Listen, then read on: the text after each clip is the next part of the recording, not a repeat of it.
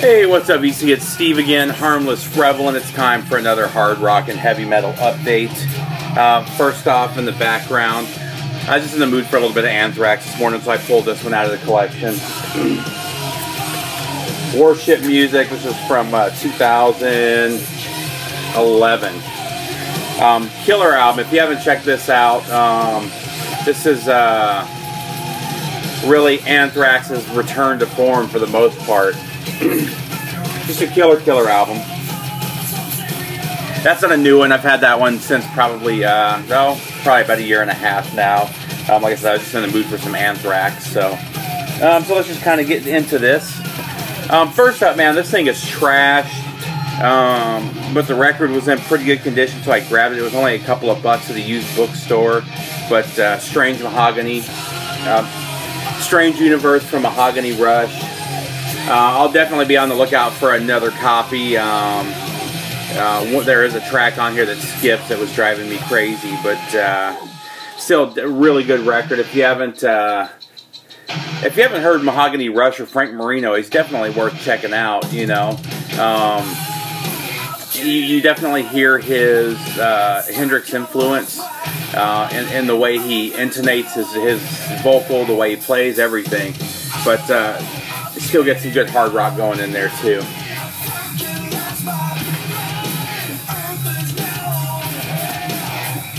Next up, I think I got this one at the same bookstore for like $3 or $4, and couldn't pass up on it. We got Sign in Peace from Autograph, or Sign in Please from Autograph. This thing was in perfect condition again, you know, $3 or $4.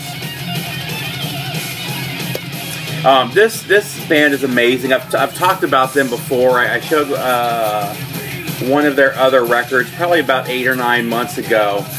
This is Finished with the Dogs from Holy Moses. Holy Moses has one of the most amazing female singers. This album is from 89.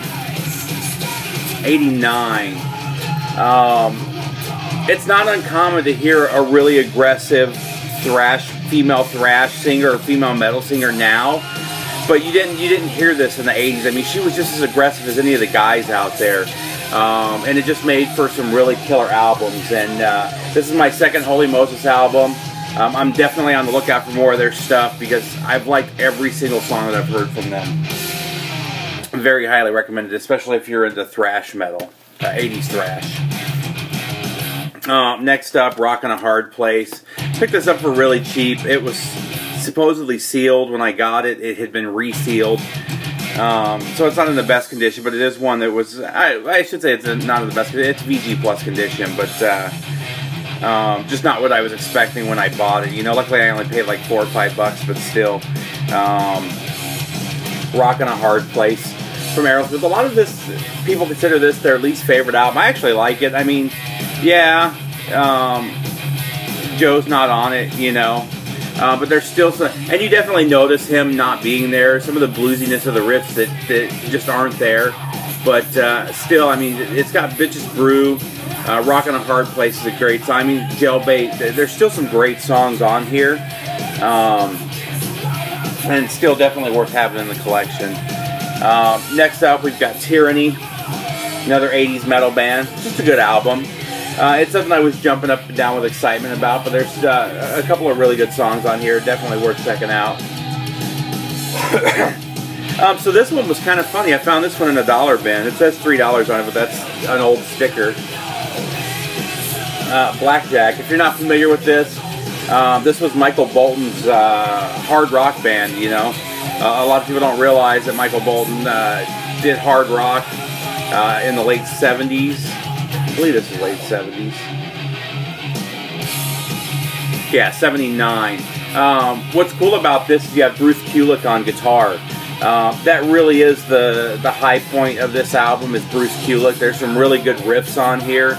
And that's what I enjoyed most. Michael Bolton, you know, I mean, he's not a bad hard rock singer. You know, he's just what we know of him now compared to then, just kind of has an effect on the music. You definitely definitely a recognizable voice, and it's just not how you expect to hear it, you know. So once you get past that though and listen to the music itself, like I said, Bruce Kulick it just kills it on there. Next up, Close Enough for Rock and Roll from Nazareth. This is another killer Nazareth hard rocker. Then Spectres from Blue Oyster Cult. This is one of their bigger hits. This is probably their second most popular album because of the song Godzilla. It's kind of hard to see. Sorry. That was another one I picked up really cheap. Paid like $2 or $3 for it. It's funny. So this is my third hard rock and heavy metal video in a row showing an album from this band. And I bought them all at the same exact store, but I bought them all about a week apart. So I don't know if a guy is bringing in his record piece by piece each week or what. But this is Sunbather from oh gosh, Deafheaven.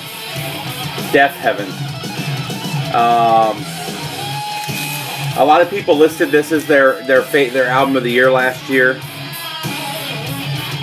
and it really is a killer album. It's one of those albums that, if you're into drone, if you're into ambient, if you're into post rock, if you're into post metal, you're gonna like it. Again, the band is listed as black metal or black ambient, but it's definitely a straight up post rock or post metal album with some kind of black metal-y vocals. Very highly recommended. A great album. I don't know if that's my favorite. A lot of people list that as their favorite of the Deafheaven albums. I actually like their demos the best, but that's just me. This was a really cool find. This is an Italian pressing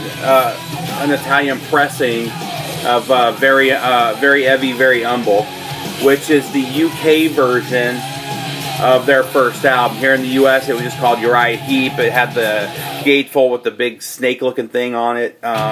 In the UK and in Europe, it was Very Heavy, Very Humble, and it's a killer album. I would probably say that this is my favorite Uriah Heep album. I mean, I can honestly say that about any of their first 4 or 5, but this is one I just go back to regularly. This is my third pressing of this. I have the US, the UK, and now the Italian pressing. And there is a difference, so I can't remember what it is. I'd have to get it on the US version, but the last song on the A side, which on here is Lucy Blues, is not on the US version. There's another song in its place. So there is a song difference between the albums. And I actually like this cover better than the big snake drawing. So that was a cool find. This is one especially for Scott Waters, because this is his all-time favorite band. Kidding, of course. This is the Slippery When Wet picture disc from Bon Jovi. I ran across this. It's in mint condition. It didn't look like it had ever been played. It was kind of an impulse buy. Not that I don't like this album. I do. And Wanted Dead or Alive was one of my favorite songs for years. As a matter of fact, I went with my wife to see Bon Jovi at Tokyo Dome. Tokyo Dome is one of the biggest arenas in the world. It holds 60-something thousand people. And we paid like $120 for the tickets. This is in 99 or 2001. It had to be 2001 or 2002. So I believe it was 2001. But so we go to see him. Bon Jovi's my wife's favorite by far. The only song I cared about, well, before I get to that, so we paid like $120 a ticket, and we're in it's a baseball stadium. We're in the outfield, pretty high up in the outfield, and they're basically on home plate. To just explain how big this stadium is, I had binoculars, and Bon Jovi still looked about this big. You could barely make him out on the stage. That's how far away we were at $120, you know. It was insane. So the only songs that I was really amped to hear were Blaze of Glory and Wanted Dead or Alive. And my night was completely ruined because Bon Jovi decided to have Richie Sambora sing Wanted Dead or Alive, and it sucked. So the one song I wanted to hear, they fucked it up. Excuse me. Excuse my language there, but still, great album. I mean, this thing is full of hit songs. So this one's an upgrade, actually. Killer album, though. This is Coliseum Rock by Stars. If you haven't heard Stars, highly recommend checking them out. They're a glam band from the late 70s and early 80s. I'm sorry, mid 70s to early 80s. Nikki Sixx cited them as one of the major influences behind what would become Motley Crue. Just a killer glam metal band. Hard rock band. Speaking of glam, this is more on the prog side of things, but this is definitely a glam band. This is Angel's self-titled album. This one's corner clip, but the album itself is in mint condition. I found it for like $7 or $8. This is one I had been missing. I'm still missing, I believe, their second one. And then I'll have rounded out my Angel collection. Their studio albums anyway. But killer album. Highly recommended if you're into 70s hard rock. Like I said, there's a little bit of prog in there too. 70s glam. Speaking of upgrades, I also ran across a super clean copy of Two for the Show from Trooper. This is my favorite of the Trooper albums. Their first album is probably my second favorite, but just a killer album. And this thing, the vinyl itself is just stone mint. Next up, Nugent. I don't hear many people talking about this album, but it's a great album. This is kind of the an end of an era. He got into the kind of the 80s. He went for that 80s sound. I don't remember if it was the album after this or the album after that, but this is one of the last really good albums from him. The vocals on here are Derek St. Holmes. You've got Carmine Appice on drums, or Appice, however you say it. Great album, though. This is one that I would recommend if you're a Nugent fan. This is one that's been in my local record store probably for the last year and a half to 2 years, and I kept seeing it, and I would always find other stuff, so I wouldn't grab it. I think it was like $7 or $8. It was in pretty much mint condition other than the saw cut, so I grabbed it finally. This is Endangered Species from White Wolf. This is just 80s glam metal for the most part. Not bad, not good. You know, I'm just kind of in the middle on it. I'll give it another spin, but nothing to jump up and down about it. Not bad though. I mean, if you run across it for a good price, grab it.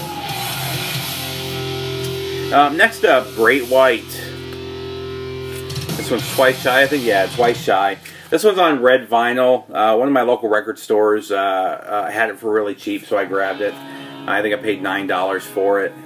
This is the 2013 release, I think, the repress of it. There's some good songs on here. You know, a lot of people like to talk down on Great White, but I think they always had some put out some killer music, and the biggest hit on here is probably Once Bitten, Twice Shy. But just full of great hard rock songs. Next up, we've got Blind Illusion. So a lot of people were really surprised. If you go back and watch A Year and a Half in the Life of, it's the making of the Black album, or maybe it was Cliff 'Em All, either Cliff 'Em All or A Year and a Half in the Life of. They showed some of the some of the tryouts for bass after Cliff Burton was killed. I don't remember which album it was. It doesn't really matter. But one of the guys that tried out for Metallica, actually both times he tried out when Newsted left too, was Les Claypool. Les Claypool is probably one of the best modern bassists out there. He plays everything. He plays funk, jazz, soul, hard rock, metal. He's got some of the best slapping and picking I have ever heard. Really is just amazing. And a lot of people were really surprised to see him because he was more known for Primus and that funky, I guess you'd call it alt metal, alt hard rock that Primus was at the time. So they were really shocked to see somebody like Les Claypool trying out for Metallica, not realizing that he had been playing metal for a while. He had been in Blind Illusion since the mid-'80s. This didn't come out until much later. The band had already been together for 3 or 4 years when they finally released a full-length album. But he plays on here, and this is I would call it kind of progressive thrash. There's definitely some thrash elements, but he adds some prog elements to it too. Really good album. This is a UK pressing. I highly recommend checking this one out, especially if you're a fan of Les Claypool. You definitely hear some of his sound in here, but it's definitely a thrash album, and a really good one at that. I really enjoyed this album. Let's see.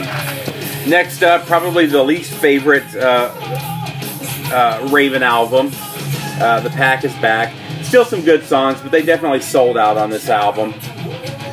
They came back with an EP a few months later trying to reclaim their original sound. They did a pretty good job at it, but and then the album after this ended up being pretty good, but man, this was a rough one for the band.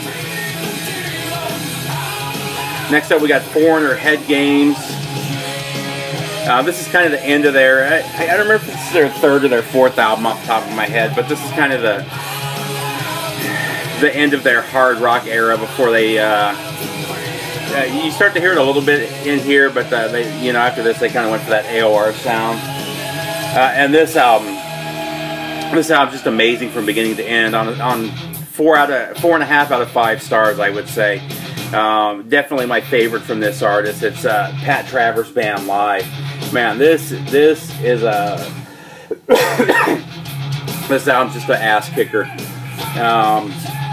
Highly recommended if you like guitar rock. So next up, this is an album that has been on my want list for years. Really not too difficult to buy. I mean, I could have gone on the internet and bought it any time for under $10, but I found it in a bookstore of all places for I think $3 and almost crap myself. This is Fierce Heart, and it's a promo pressing at that. Fierce Heart is a melodic metal band from 80, I think it's 86 when this came out, 85.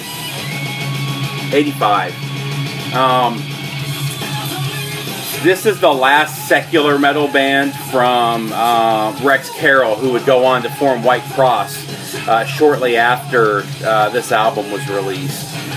This album actually got really high praise. I read some of the reviews from Metal Hammer and from Circuit. It was a Circus magazine, and a couple of one of the UK magazines as well. And everybody was really just blown away by this album. It's an amazing album beginning to end. I'm a big fan of White Cross, so that's the main reason I was looking for this. I wanted this for my collection just as a White Cross collector. And it just happened to turn out this is a kick-ass album all by itself. So definitely worth checking out. If you see this, grab it right away. Oh, next up, actually these last two, I just got in about a week and a half ago. I got these from Hell's Headbangers. Great website. The first one, Hell's Headbangers always has stuff on sale. They'll have an $8.88 day sales. They'll have $6.66 sales. And I've gotten some really killer albums that way. And this is one of them. This is Argus' self-titled album. This is on Shadow Kingdom Records. Shadow Kingdom is another great website for grabbing metal. Really killer album art there. I don't know how well you can see it, but Argus is straight up heavy metal. This is from 2000. I shouldn't say straight up heavy metal. Very doomy metal. I wouldn't go as far as to call them doom, but they do have a little doominess to their sound. But still, just a great album. Like I said, it's $8.88 on Hell's Headbangers. I highly recommend going and grabbing this while it's still so cheap. Double LP. It's just a really killer album. If you like doom, if you like metal, you're gonna like it. It's great stuff. And then last but not least, a little new wave of British heavy metal. Who showed this a couple of weeks ago? Greeno was playing this in the background of maybe 1 or 2 videos ago. And I really dug what I heard, so I went out and found the album. This is Stormchild, Maiden Voyage. So Stormchild never released a full album. They released 1 EP, and I believe 80 or 81, and it goes for thousands of dollars. It was a private press. They only pressed 100 or 200 of them. And it's one of the most sought-after new wave of British heavy metal albums there is. I think I saw it sold for a copy sold just recently for like $3,600 bucks. Both of those songs are on here. Rockin' Steady is the name of that single, and Rockin' Steady and Last Night are the 2 songs. They're the first 2 here. This is basically a collection of different stuff that they recorded in their short history together.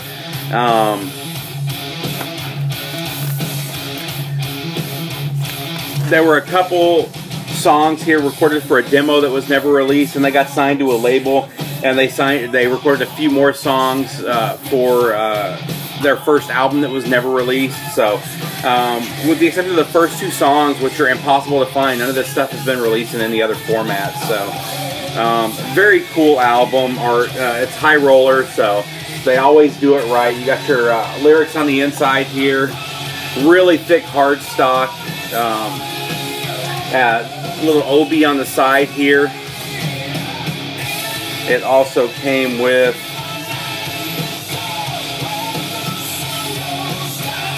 a really nice book that just kind of gives the history of Stormchild. I mean, High Roller just does such a good job with everything they do. And this one was the on black and gray Starbirth vinyl, which is cool too. Killer album. Again, I didn't pay much for this. I think it was $16 or $17. Really wasn't a high-priced album, and really good. New wave of British heavy metal. Again, highly recommended. That's it, VC. Oh, I take that back. I got one more. 2 more. I totally forgot about these. I also got this next one from Hell's High Rollers, Hell's Headbangers, in that same order. They just did a repress of the very popular Firestorm from Ambush. Killer metal album. This is a new wave of traditional heavy metal band. And this one comes with lyric sheet on the inside. Again, this is also High Roller Records. And then this copy, I believe that's the 2nd or 3rd pressing of it, but this is on black and orange vinyl. Another highly recommended album. And then, I don't remember where I found, I do remember. I found this at one of my local record stores. He had it marked a little bit high, so I talked him down a little bit, and got a pretty good deal on it. This is Midnight Dynamite. This is the 3rd album from Kix, and this one's a French pressing, which I can't find much information on. It's not even in Discogs, but I thought that was cool. And for $8, I couldn't pass up on it. I'm a real big fan of Kix. I think this one's a little bit heavier than their 2 previous albums. Really good album, though. That's it, VC. Leave your comments. Tell me what you think. This actually went a lot longer than I anticipated, so sorry about that. But other than that, have a great week. Have a great weekend, and I'll talk to you soon.